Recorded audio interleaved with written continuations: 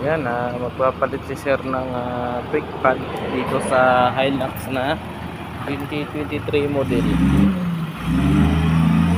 Yan.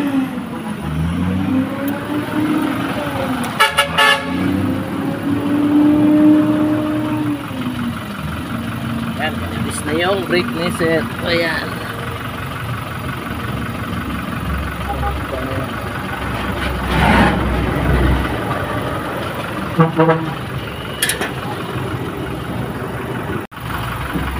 Guys, ito yung luma, medyo manipis na, so napalitan natin ng bago. Yan, tapos pinmix pala yung kan natin, pinmix. Ikabit na natin dodong yung bagong brake pad. Yan, ito na yan, kapal pa yan sa mukha mo.